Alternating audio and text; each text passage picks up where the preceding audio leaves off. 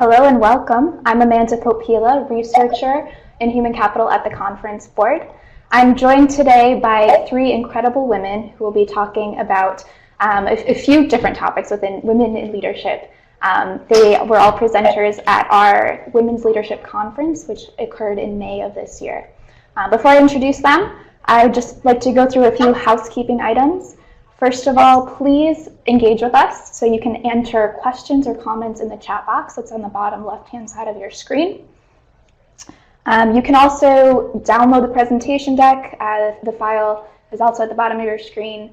You can watch this video on demand following today's live recording. You'll find that link at our website, conferenceboard.org. And we'd like you to complete a brief evaluation. So please remain on for the entire webcast. You'll see a web evaluation come up on your screen, so please do take a moment to provide us with your feedback. You can also earn HRCI, SHRM, or CPE recertification credits if you're attending this broadcast live. To do so, you'll see a pod in the bottom right-hand side of your screen. Please put your name, email address, and the type of credit you need, and we'll make sure that you get your credits. You do need to remain on for the entire time, and if you're looking for CPE credits, you'll need to click those three chat boxes that come up on your screen, so make sure that you're watching the screen. And with that, I would like to introduce our panelists for today. First, we have Julian Guthrie, who is a journalist and also author of 4 nonfiction books, the latest of which was released in April of this year. She'll be talking today about Alpha Girls, the women upstarts who took on Silicon Valley's male culture and made the deals of a lifetime. So Julian, welcome. Thank you. Great to be with you. Next, we have Natalie Molina Nino, who is an investor and tech globalization veteran focused on high-growth businesses that benefit women and the planet. Natalie is also an author of Leapfrog, the New Revolution for Women Entrepreneurs, and a serial entrepreneur herself. She started her first business at the age of 20 and is also a venture partner for Connectivity Capital Partners. Natalie, thanks for being with us. Thank you. I'm pleased to be here. And finally, we have Cheryl Battles, who is Vice President of Global Diversity, Inclusion, and Engagement for Pitney Bowes. And in a previous role, Cheryl led the company's financial communications, corporate thought leadership, and crisis communication strategy. So Cheryl, thank you for joining us as well. It's a pleasure. I'm looking forward to it. Perfect. So Julian, let's start with you. Can you share a little bit about your book, Alpha Girls, and the 4 incredible women that you're highlighting in the book? I would love to. And again, thank you for having me. I'm joining from North Idaho, so great to be connected. Why don't, before we get into the discussion, we have a very short video which will give you a good sense of the book. So to the control room, if we can play that now.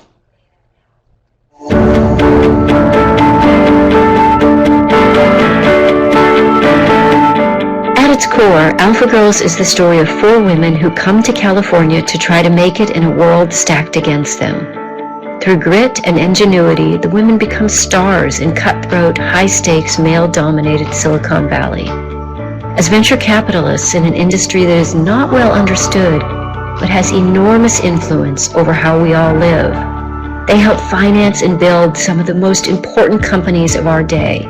And yet, they were largely written out of history until now. I detail their successes, yes, but Alpha Girls is also about the complicated lives women lead. It is about their victories and defeats, the regrets and lessons learned. It is about how women juggle work and family. What does it look like to always be the only woman in the room? What happens when they are broadsided when they least expect it? How do they go on to set a new standard for working women everywhere? Make no mistake, this is a story about strong and resilient women. Women I can't wait for you to get to know.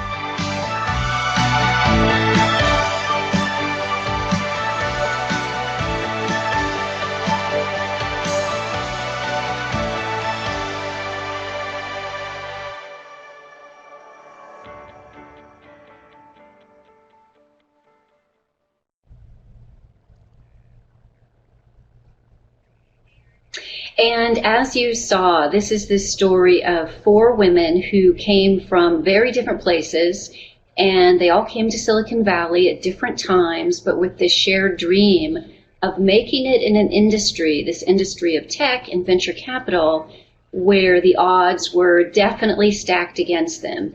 We have Magdalena Yashil, who I'll just give brief descriptions of the women in the story you saw there in the video. Magdalena Yashil, who comes from Istanbul, Turkey, to California, goes to Stanford. She arrives with $43 and 9 gold bracelets. That's all she has, knowing no one. And she gets her electrical engineering degree at Stanford. She becomes a serial entrepreneur. And she will go on to help Mark Benioff found a little company called Salesforce.com. Her story is pretty extraordinary. We have Sonja Perkins, this blonde, blue-eyed girl from the South who is scrappy and entrepreneurial, and she makes it into Harvard, and she comes west and lands her dream job on Sand Hill Road. Again, this place where 94% of all check-writing venture capitalists are men, and she makes it. She becomes one of the first women partners at her firm. She goes on to help finance and build companies that really make the internet safer and faster.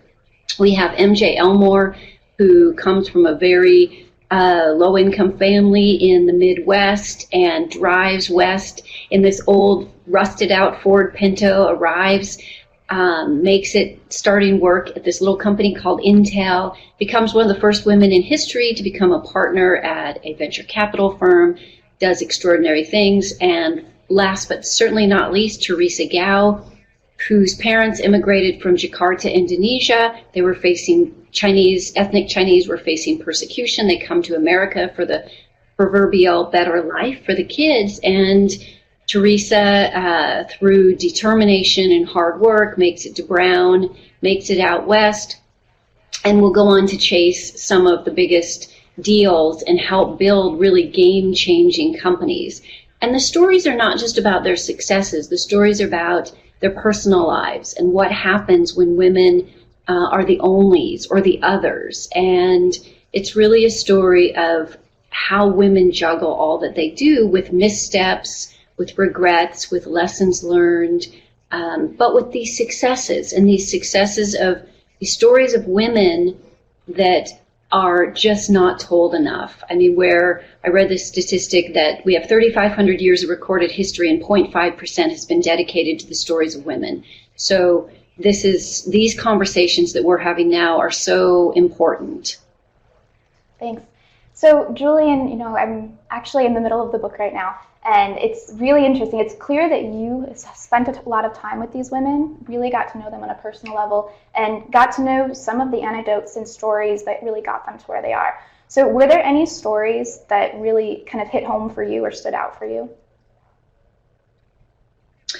Oh, there were many. There are so many takeaways in this book for women in whatever the industry is, particularly women working in male-dominated industries. But the women had a lot of commonalities. They used humor to diffuse some tense situations with male colleagues or bosses. They had pretty thick skin, eyes on the prize. They were team members. But there are a number of stories that illustrate that. MJ Elmore, the girl who drives west in the old rusted out Ford Pinto, she becomes, as I said, one of the first women in history to become partner at a venture capital firm, helping to build some of these companies that really shape our future. And she was tasked with firing one of the entrepreneurs she had really funded. And the guy was twice her age. She was 28 years old. She was the only woman at the firm. None of the men at the firm knew how this was going to turn out because they didn't have any examples of how a woman would perform in this situation. So she goes to fire this man. She's learned not only that the company is chronically underperforming, but that he's having an affair, he's sleeping with one or more of his employees. So she goes to meet with him one-on-one. She tells him, she gets right to the point and just says, you're fired. And he looks at her indignantly and says, I'm not going to be fired by a woman. And she, instead of taking offense to this, she kind of looks to her right and looks to her left, and she looked straight at him and she said, well, I don't see anyone else here, do you? You are fired. And he didn't take offense to his kind of ludicrous remark, Clearly, the guy was fine being funded by a woman, but he wouldn't be fired by a woman. So not only was it, she was very adept at handling that, but then when word got back about this conversation and how MJ responded, it was really, right or wrong, it was seen as a win for women. It was like, oh, look at how MJ handled, this kind of clueless remark. And this is representative of how other women might handle themselves in the same situation. So when you're the only or the other, you become representative of that for better or for worse. And that's what these women really became. And they didn't know it at the time, but they made a lot of savvy, strategic decisions like that. And to become team players, they learned how to talk the talk and walk the walk, and they learned how to be very quantitative, and they learned how to really develop specialties within a field, like Theresa Gao with cybersecurity. So they made themselves invaluable. Great. Thanks, Julian. And many of the challenges that these women faced in the 80s, 90s, and early 2000s are the same challenges that women are facing today in business and in starting their own businesses. So Natalie, can you tell us a little bit about some of the challenges that you've seen in your work starting companies and also advising other women? Sure, and investing and seeing that a lot of the stories that Julian mentioned are really repeating themselves. And I have to say I'm quite proud and hopeful with what I'm seeing in the current generation, because I think that my generation have those sort of war stories, and battle scars, but not a lot of working outside of our silos, not a lot of building alliances to make systemic structural change, more putting our heads down and surviving, right? And I put myself in that generation, whereas the current generation are starting to build those alliances, right? They're starting to speak up. They're starting to shame people that are behaving certain ways and making sure that they get their positions removed, not just founders, but actual investors. So that's exciting. On the less exciting side are the numbers, right? Women continue to get, depending on what research you're reading, between 2 to max 5% of venture capital, for example, just in that one asset class. The numbers aren't that much better when it comes to business loans, when it comes to other things that are also really critical for starting and growing a business. And then if you slice that down to women of color are getting 0.2% of venture capital, which is an abysmal number no matter how you slice it. But it's particularly daunting if you compare it and contrast it towards who are the most entrepreneurial people in this country. It turns out, and this is not a statistic that is all that new to anyone, but women are right now starting more businesses than men. But 8 out of every 10 of those businesses are started by a woman of color. So it's particularly salty to me to think that the group in this country that is the most entrepreneurial happens to be getting the least amount of capital to grow those businesses. So in your book, Leapfrog, you provide advice to women who are starting businesses. Can you talk a little bit about your book and what is some of the advice that you give? Sure. I'll start at the very highest level. For me, the premise of the book Leapfrog, it was published by the folks at Penguin Random House, Theresa Gao, who were amazing to work with. One point, and it wasn't a point of disagreement because they were right on this, was I wanted to call the book Shortcuts, or I wanted to at least have the word shortcuts somewhere in the title, and we tested the word. And it turns out that women, and especially women of color who are one of my main target audiences, hear the word shortcut and they think cheating. Mm-hmm. That is the most sort of commonly associated word. And so for me, the fundamental premise of the book was to Trojan horse the message. Like, the consensus was, okay, you can't call it shortcuts, nobody will buy the book. Fine. But the message is embedded throughout the book, which is that we're going to have to get over our reticence or maybe our collective trauma around shortcuts, because anybody with power, influence, or capital got there because they took shortcuts. Now, some of those shortcuts might be illegal, like paying your way through your kids' passage into college, but some of them are not. Some of them are just picking up that friend and getting your kid that internship that nobody else can get. Some of them are all the different shortcuts that people get, right? $2 million the person sitting in the White House got from his parents to start his first company, right? These are shortcuts, and some of them are conscious, some of them are unconscious. Just the fact of being born in Beverly Hills rather than the south side of Chicago is a shortcut, right?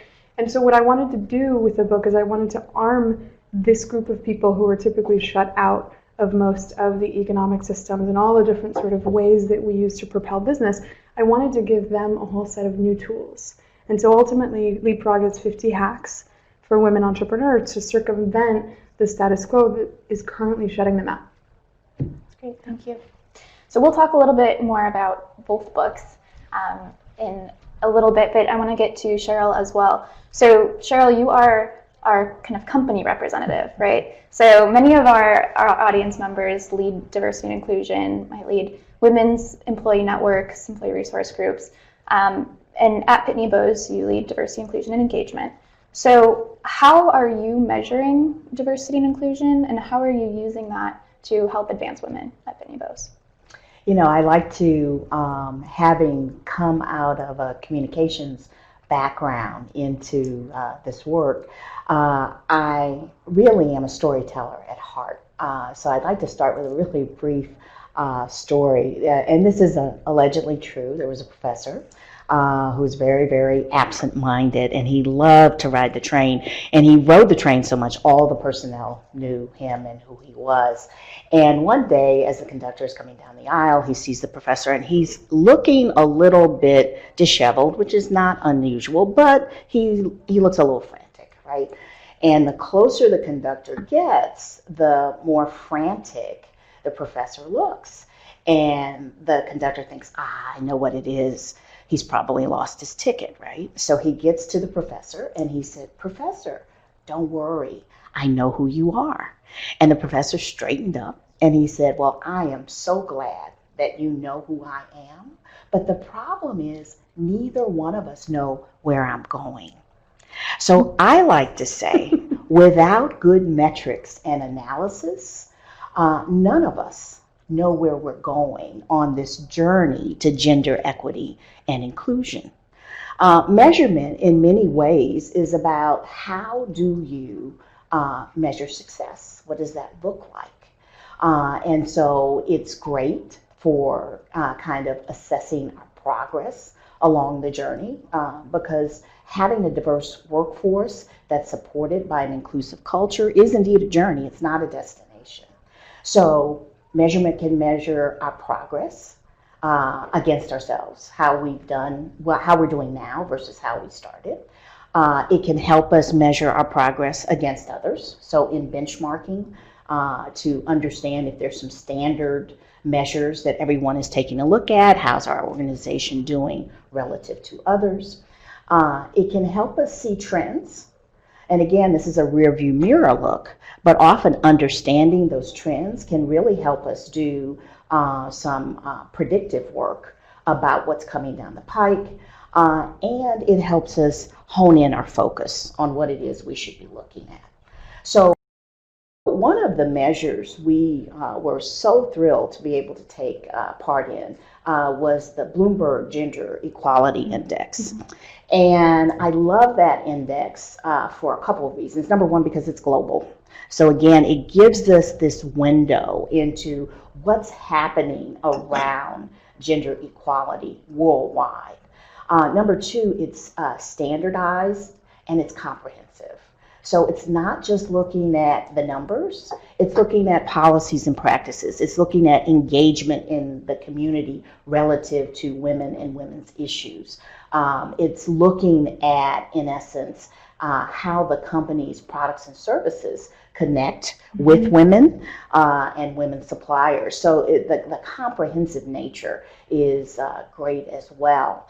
And we use the Equality Index also to look at our overall value and measurement of where we are as a company. So there's a movement afoot, whether it's ESG for investors, where companies are realizing that when you think about the complexities of today's global markets and you think about the complexities of today's organizations, merely looking at quarter-to-quarter financial performance is not really a comprehensive indicator of how that company is creating value in the marketplace, that there are non-financial measures as well. So our CEO put together a task force And we set out to really look at what are those other non-financial measures that people are looking at.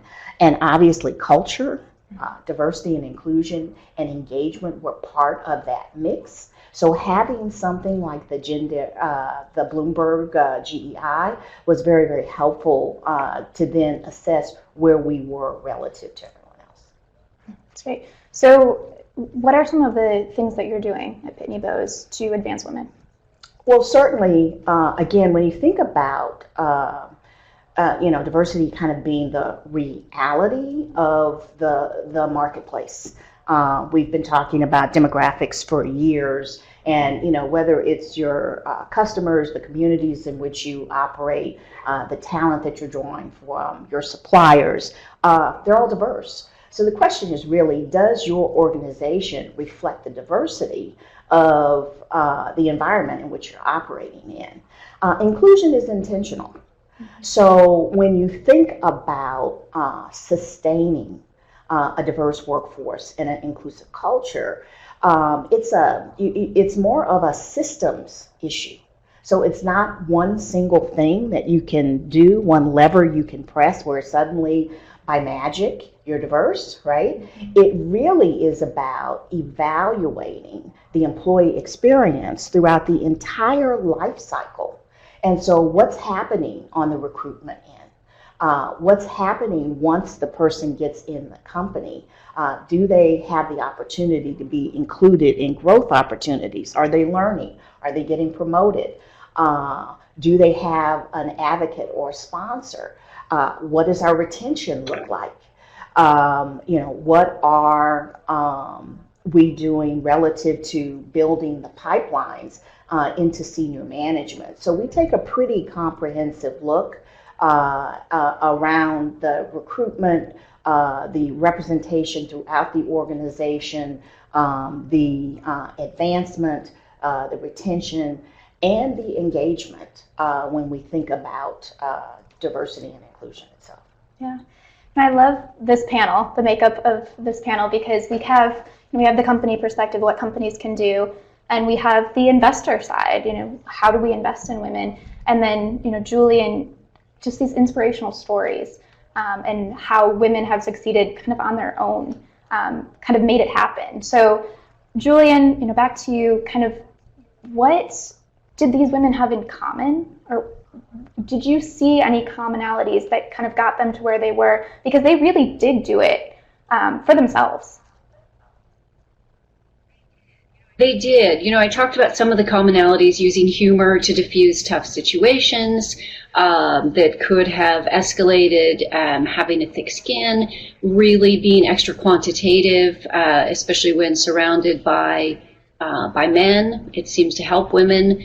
Little tricks of the trade that came up, speaking early in meetings, otherwise you might become invisible, really specializing in something, whether it's cybersecurity or whether it's whatever it may be. So they had that in common, and they also had a real love of what they were doing. And there were hardships and there were mistakes, but they love the field of technology. They love venture capital as something where you can actually have a part in creating, building, mentoring, profiting from, which is a great thing for women to make more money. But some of these game-changing companies that really define, shape how we live, from the cars we drive to the medical devices we may one day use or rely on. And I think, what's interesting is I think about diversity and inclusion and the role of women. I think that women are starting more, but there's a reluctance for women to tell their stories. And as a storyteller, journalist for 20 some years and author now of 4 books, I see the power of telling stories and of women telling their own stories. I say it's not boasting when it's based on fact. Get out there and tell your stories. And that's what these women are starting to do now, but they were reluctant as they were rising through the ranks. I think that, something that Natalie touched on is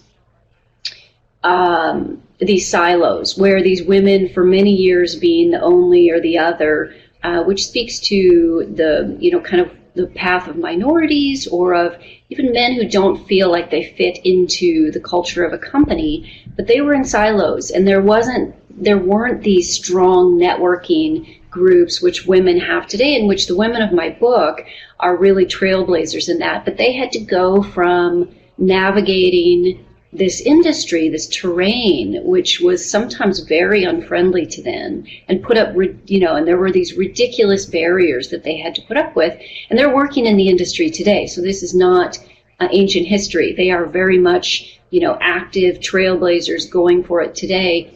But I think that, they had to go. I believe in the power of the individual. I believe that top-down initiatives at companies can work, like what Cheryl was talking about, but I also am a big believer in the role of the individual to affect change, and it's something I call everyday radicals or tempered radicals, which we can all, while we're advancing ourselves through climbing the ladder, whatever your path may be, you can also advance the causes that are important to you and pull others along with you, whatever your agenda is. And I think that's something that these women also are doing now. But they had to go from navigating to pioneering, and they had to get to this place in their careers where they could pull others along. And they have formed these powerful women's networks, both on the entrepreneurial side and on the venture capital side, where they're bringing attention to this issue, the importance of, diversity, inclusion. Women, make up 50% of the population and something like 80% of consumer spending, control that. And if you don't believe in diversity and inclusion as a moral and ethical imperative, you should believe in it as a financial bottom line improver, that you can maximize your, better optimize your potential financially when you have a more diverse management group. So I think, I saw in the chat a question from a Michael Montalongo, sorry if I mispronounced your last name, but women in the military. I think what I've learned and what's been so eye-opening for me as I've really studied this, I got into this as a journalist. I feel like I walked out of it an activist, looking at the numbers and where we are, and whether you are in Silicon Valley or whether you're talking about the military or whether you're talking about law or so many industries. As I think it was Natalie who remarked, you have such woeful, abysmal numbers in terms of women and diversity in the top management ranks. So, progress has stalled and come to a stop in many places. But I also have optimism because I see, I'd be interested in hearing this as well from Natalie and Cheryl, where there are these pockets of promise, where there are really incredible men and women. And the women of my book, I failed to mention one really critical thing, is they created great allies. And this allyship, if you will, where they had great male allies. And there are a lot of wonderful men out there who also want to advance this issue. So the women of Alpha Girls, had great either male mentors or male allies. And when you're in a male-dominated industry, whatever it is, I think that that's an important path. At the same time, you're bringing, women up with you and minorities up with you. So I've had my eyes opened, and I just see this as such a critical time and kind of this call to action for where we are. And I saw both of you nodding your heads with the male allies. Do you have anything to add about, what is the role of men here, and how do we kind of how do we get the men to help raise women in organizations and in investments also? Certainly at Pitney Bowes, everything you just said was so on point. But we're really proud of the fact we'll be 100 years old, which is very unusual for a company. Not a whole lot of 100-year-old companies around next year in 2020. Our history of diversity and inclusion goes back to the 1940s. So our then CEO was our first ally. And he actually worked on the war board during World War II and kind of commuted back to the company in Connecticut on the weekends. And what he saw was the power of allowing those who historically had been denied opportunity in terms of women, in terms of ethnic minorities, in terms of even the disabled, to come into factories and do the work that needed to be done during those times. And he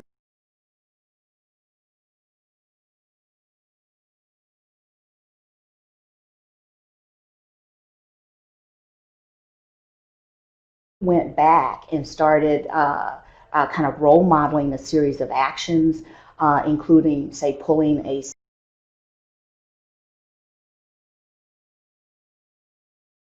sales conference from a hotel that wouldn't allow our African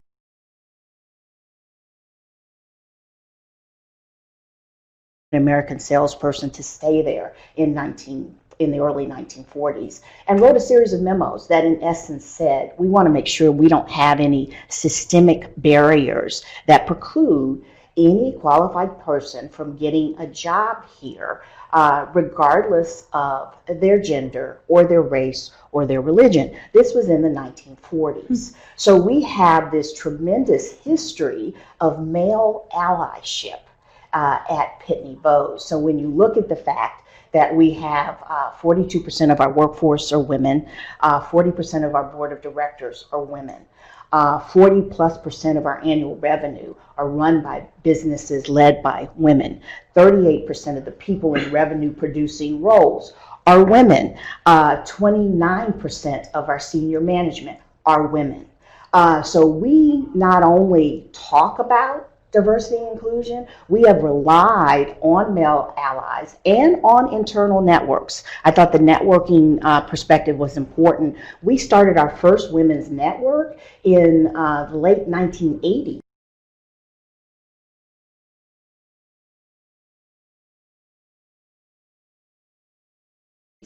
When 12 women went to the CEO and said, hey, we want to have a regular conversation with you about what's going on with women.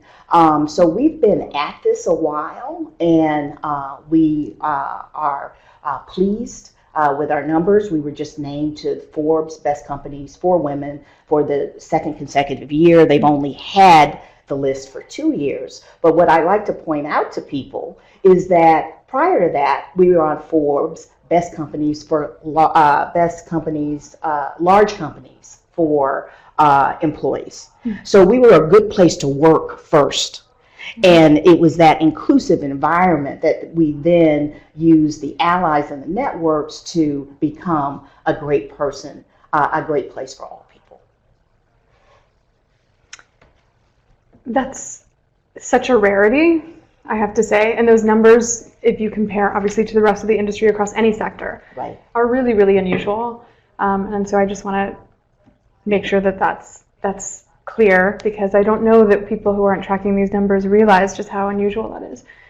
I want to believe that greed is greater than bias. I want to believe that the more research comes out that putting, and I tend to not use the word diversity, I use the term reality, which is what we're actually achieving. Right. You know, we want our workplaces to look like the real world, right? And a board that is all white men does not reflect reality. So, but the track record over the last few decades shows that the data coming out time and time again for now decades, really making it clear that diversity pays and that the bottom line is improved, hasn't really moved the dial unless companies take it upon themselves to do it really on their own, right? Not as sort of an overall movement, because generally sector-wide, you don't see that dial moving.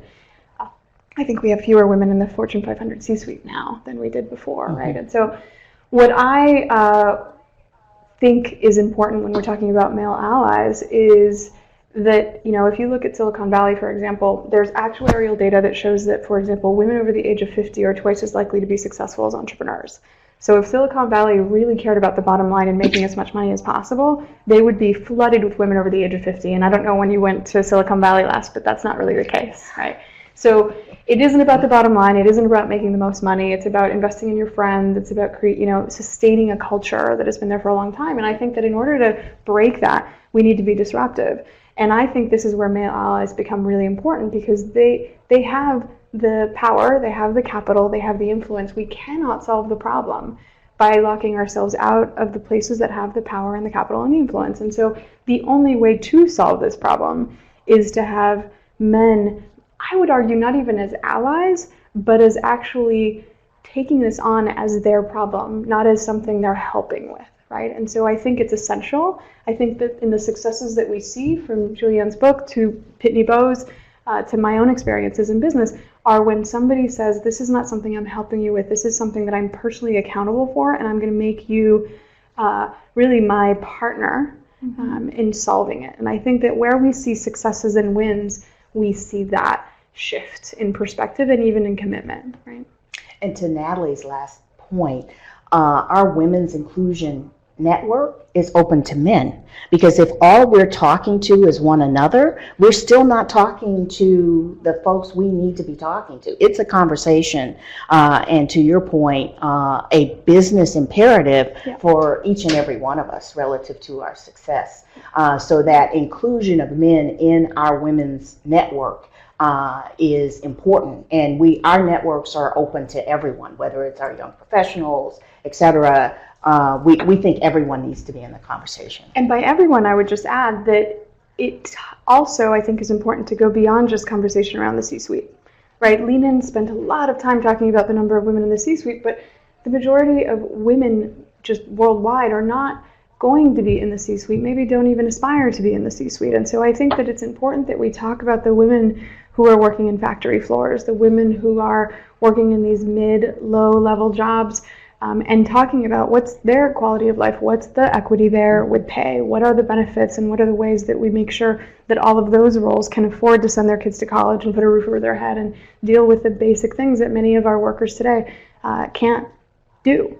And so I think part of that conversation, when we say everyone, it includes male partners in the effort, but it also includes getting over our obsession with the C-suite and remembering that women are every other level.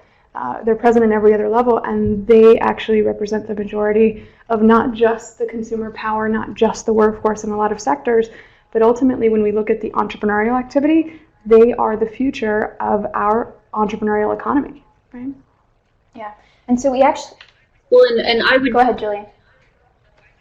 Oh, I would just add that, to something that was said about Silicon Valley, and that is, it really is about making money, actually. And it's about, the most successful companies. Yes, for many entrepreneurs, it's about creating something that will have great value and hopefully improve, make life a little bit better. But for venture capitalists, the bottom line is financial. And as one of the women of my book, Magdalena Yashil, who is a great character in every sense of the word, a really incredible woman. But she says, you know how you make money you know how you make friends in Silicon Valley? You make them a lot of money. Suddenly you have a lot of friends. And the point about money is an important one, I think, for women. It's also a fraught issue for women. It's more complicated for women than it is for men.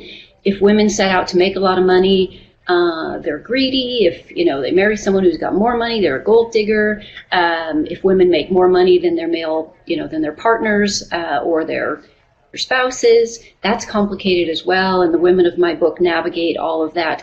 But what I've seen is that women who advance, who succeed in the end, like the women that I was fortunate enough to write about, that having a lot of money for women is a great thing. Tech is a great way for women, young women, to make a lot of money, and you change the power dynamic with the money that you have. And then now the women of my book, as an example, are bringing other women up with them and really using their influence, their success, their financial success, which is very significant, to galvanize for change. And so I would just say that, it's good for us as women to rethink how we look at money and to kind of start leveling the playing field whether in Silicon Valley or whether in a factory or whatever it is, women need to advance to these places of management, of power, of financial independence. And, again, tech is a great field to really, kind of jump ahead in that area as a young person who can, make a lot of money and be proud of that, and then affect change that way. So Silicon Valley is still about money. So when we have women who are phenomenally successful, Theresa Gao, her first job was flipping burgers at Burger King. She grew up in this very blue-collar town. Her father, started out as a waiter, and her mother was a waitress, and he became a dentist. And anyway, today, Theresa is called one of the world's most successful female venture capitalists. Of course, she doesn't like that qualifier, but she has a net worth of over $500 million, and she has been reluctant until recently to talk about her success because women, are trained, whatever happens in childhood and as we grow up, not to talk about these things. But as I said, it's not boasting when it's based on fact, and now she is speaking out, and being a role model and being kind of unabashed about her own success, which again, I think women need to own and be proud of, and it can be a part of changing this whole equation. Just that last point on the about tech and the tremendous opportunities there really makes an important point about both the good news and the bad news about tech, right? The good news is it is a tremendous field. There are great opportunities and it is a great source of wealth creation.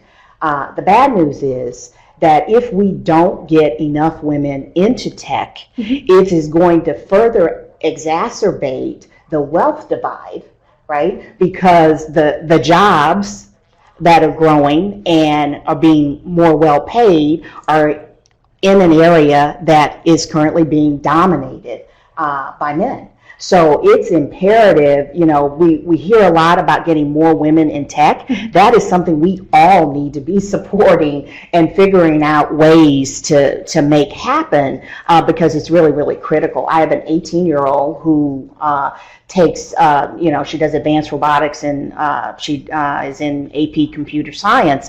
She's one of two girls, and she's an alpha girl. Absolutely. But I agree that it starts then, and I think I teach at an Ivy League institution where I had a student who came out of Houston, Texas. She was the only girl in her AP computer science class in high school, and she was the only woman of color. She was the only person of color in the class. And so she walked in and she felt really unwelcome, but she's also an alpha girl that she didn't let that stop her. She loved the class. She performed beautifully in the class. And when midterms rolled around, she came in and she finished her midterm faster than anybody else and with a perfect score better than anybody else. And what followed was she was accused of cheating. Oh my gosh. And I wish I could tell you that that was the only story like that I've heard. I actually wrote a piece in Time magazine about her story. In partnership with the effort that Senator Gillibrand was doing at the time to promote more girls getting into STEM.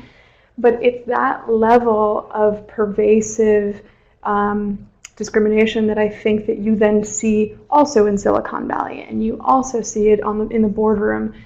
Catherine Minshew is an entrepreneur out of New York City, and when she and her business partner, she started the company The Muse, went to Silicon Valley. They went through Y Combinator. They did really well during the entire time that they were on campus, basically going through the program. And then they went out to raise their seed fund, and they were in one of those typical VC rooms with the 12 angry men asking them lots of questions at the end of their presentation. And one of the gentlemen raised his hand and said, I have a question for you. Have you considered adding a male founder to add some legitimacy to your venture? Wow. Right? This is not 10 years ago. This is not 15, 20 years ago. This is a couple of years ago, with someone that graduated from the most prestigious business incubator arguably in the world, right? These are happening every day, all the time, and when we scratch our heads wondering why women don't enter tech, let's not overcomplicate it. The reasons are clear.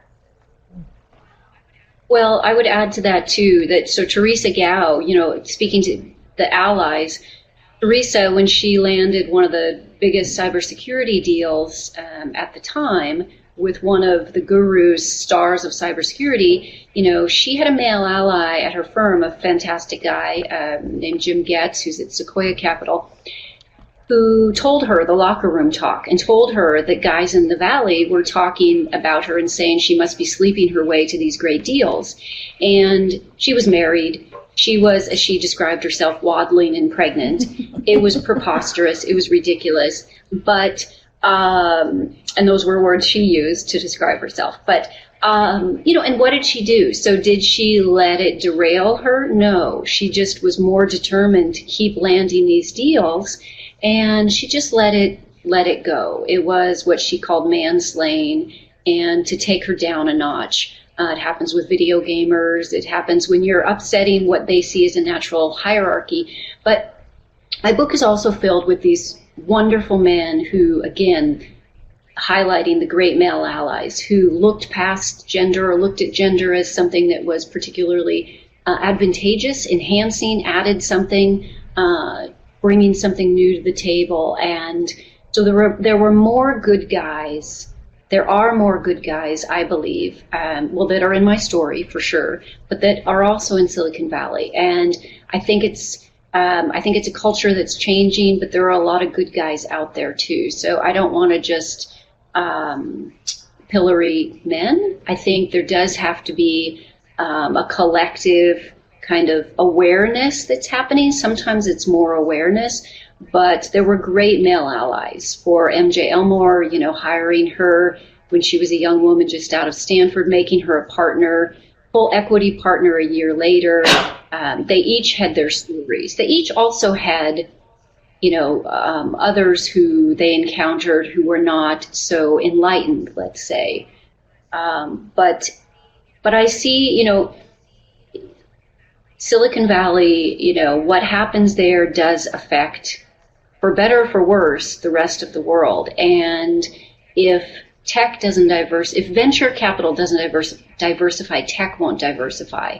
And last year, I think it was $130 billion was deployed by venture capitalists, and only $2.5 billion went to women-founded firms. When I started my reporting for my book, 94%, as I said, of all check-writing VCs were men. Now it's something like, but that meant that not 6% of the women were successful, were the ones in power. Now, even just 2 years later, I think the numbers are closer to 92%. So women are making these incremental gains there. And more importantly, though, there's this awareness. And there are more men who are becoming outspoken allies, or, as you said, really believe it in their core, and are just making this a part of their mission as well. And Natalie, you talked a little bit about this at the conference as well. What do we do about how do we get more women to be funded, get more women in venture capitalism? I love that Julianne comes with the optimistic view. As a woman of color, until I see the numbers changing, I'm not going to be all that excited about the progress being made, because again, the numbers, for example, that Julianne cited, if you look at them from another lens, there was a slight increase in the amount of capital that women entrepreneurs got this year as opposed to the year before. However, the check sizes also increased, which meant that fewer women actually got that capital, right? So there was a tiny, statistically almost insignificant increase in the check size, which meant that the net number looked like a teeny tiny increase. And so again, when you're coming from the group of people where the numbers are actually declining or stagnant, the optimistic messages around awareness, we've been talking about awareness and stats for a really long time. I think it's time that we start to get a little more impatient and start to really demand that we see results. And one of the ways that I think to really have results happen, to answer your question, is that I think that we should not hold our breath to expect that the existing systems will suddenly wake up tomorrow and say, I'm going to start investing in women and people of color because it makes me more money, because all of the data says so. I think that the real way that we see the dial move is by making sure that the people writing the checks, like the people profiled in Julianne's book, look like the people that we want to see investment going into. And so I'm excited, actually, to see Black, brown, more women investors getting into the space, starting their own funds, very slow progress on actually making them partners in the big firms that we know very well. But where we do see a lot of progress are new funds. And so 3+ years ago when I started my investment company, Brava Investments, there were, by my count, less than 30 women-led fund managers, women-led funds in the space in the United States. Wharton did a study a couple of years later called Project Sage, and by the time they rolled around and did their study, led by an amazing woman named Suzanne Beagle, there were over 50 of them. And last year they redid the study, and now it's over 80. And so women investing in other women, and especially exciting women of color investing in other women, to me is the key to truly moving the dial and seeing the money going into the places that it hasn't been going into. Thank you. Yes, and I would just add quickly to that 2 anecdotes. So Sonja Perkins, one of the main characters of the book, so she went from Menlo Ventures. She left after kind of a health crisis and what she called a universal intervention. She has founded an all-women's investing platform, incredible dynamic women called Broadway Angels.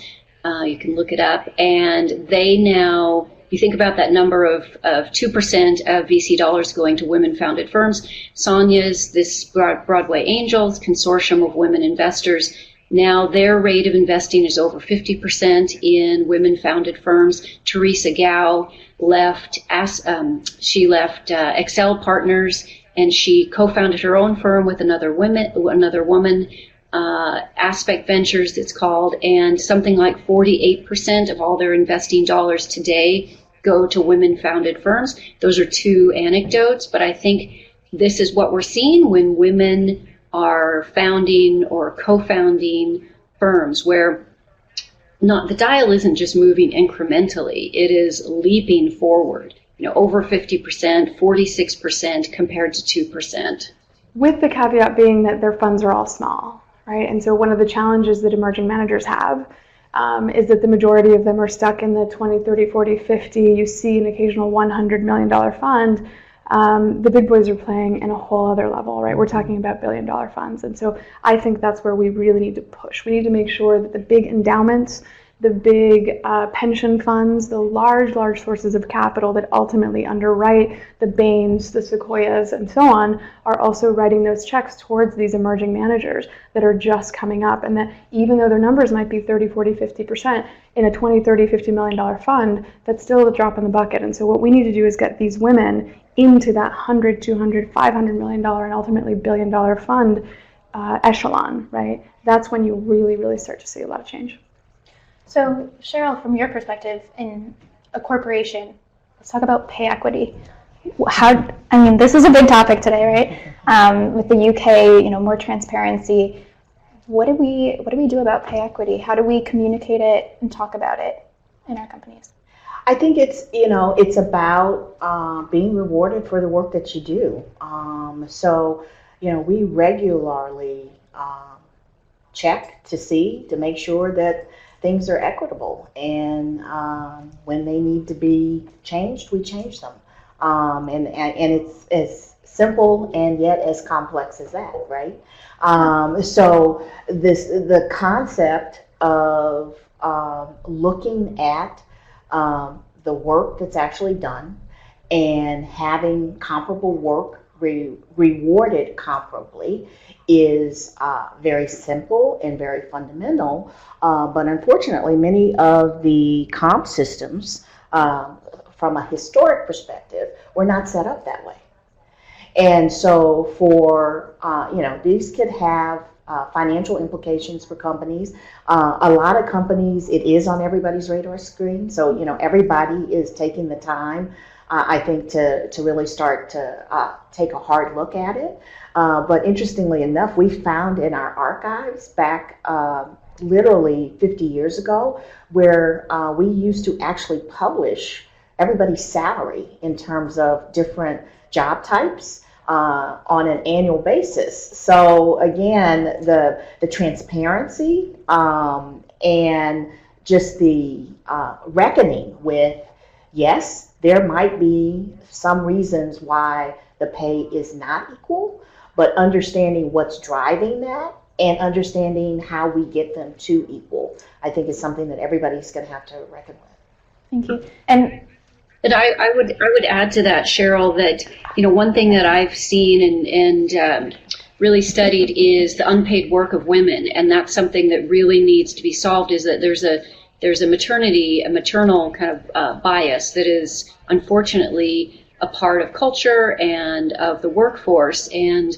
that women need to resolve with their partners, with their spouses, this issue of the unpaid work. And even when both partners are working, it's the woman who is doing the lion's share of the work. And when there's a child or children who enter the picture, or elderly parents, it's the women who often get derailed in their careers to pick up that work. And that's a huge issue for individuals, for companies, and for the individuals, for the couples to really grapple with and discuss and be aware of this bias that comes in, where there are these assumptions that are made, and women make them too, about their own lives and their own roles and their own responsibilities.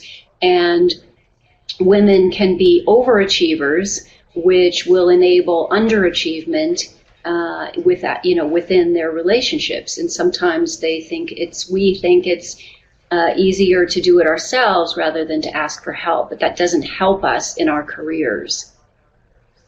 Yeah, and we just got another question about pay equity. I don't know if this is specific to Pitney Bowes or if it's an overarching question, but how is pay equity being analyzed? Is it just base pay, or is it bonuses, stock options, other stock ownership? Do you have an answer to that? Do you know? In general, you've got to look at the total everything. picture. Yeah. You have to look at the total picture. It, some of the analysis that is done is a little misleading. When you take the very highest salary in the company and you compare it to the very lowest salary in the company, it's not comparable work, right? So you really want to look at the full picture of what the work entails, and then what the different components of reward are. And things like signing bonuses, right? Things like, especially early in your career, there's a lot of research on just what those first packages right out of college will sometimes do to the trajectory of your entire career, right? It gives you a head start or a disadvantage depending on what happened right at that point. And so, and a lot of those packages are not straight up salary, right? It is about the stock options, the travel bonus, the signing bonus, and the other things that certain companies offer. That's totally different, of course, if you're talking about technical schools or you're talking about more blue-collar work, but all of those things matter, especially in that early part of anyone's career. Yep. Well, thank you so much. So we have a couple minutes left. I'm just going to go around to all three of you. Any final comments, final advice for our audience? So Natalie? Yeah, I'm happy to start. I think sometimes when we talk about these lofty topics, we feel a little disempowered, right? It feels like a corporation, a pension fund, these entities are the ones that are tasked with solving it. But I think what I want to remind people is that if you went to a college, you can pick up the phone and ask, who are the managers that are tasked with managing my college's endowment? And how many of them look like me? If I'm a teacher in California, I'm calling CalSTRS and I'm finding out, okay, for my pension, how many of the people, in the case of California, 20% of teachers are Latinas. As a Latina in California, if I'm a teacher, I'm calling the people who manage my pension fund and I'm saying, how many of the people who are managing my retirement look like me, right? And the answers right now aren't good, but if we make those phone calls and if we make a little noise, I suspect that we'll start to see the statistics shift. Thank you. Cheryl?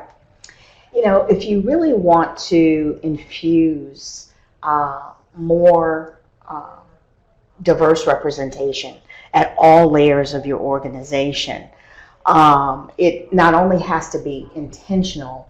I think that three things that help are all around visibility, opportunity, and advocacy. If you can provide visibility for the value that the individual is creating, so that those who are in the position to grant that rotational assignment or that promotion or that increase in responsibility, knows that person's name. That's the first step. The opportunity is the opportunity to do more, to go beyond and to grow into your full potential. And the advocacy is all around that concept of leapfrogging. There's got to be some of the most important conversations about you are had in rooms where you will not be. And you need an advocate in that room. So when you take that combination of visibility, opportunity, and advocacy, you can make a real difference in the inclusiveness and the infusion of reality into all layers of your workforce. I love it. Thank you. And Julian? Okay, so I'm going to quote a few extraordinary women, two extraordinary women who kind of represent what I see as a great path for women, or just something to model. And Ruth Bader Ginsburg says, "You can't have it all at once," which I believe. I think it's a myth to try to have it all. And she also said that real change, lasting change, happens one step at a time. I believe that. And then finally, a fun quote, Eleanor Roosevelt, and I'm paraphrasing here, but this is the story. This is a message that is so important for all of our lives, and that is, do something every day that frightens you, or every week. You know, broaden your experiences. Take on something that makes you a little bit nervous, and be bold, be creative, love what you do. Thank you. And persevere, be resilient. That's a great way to end it. So thank you to all of our panelists today, and thank you for everyone online. We had some good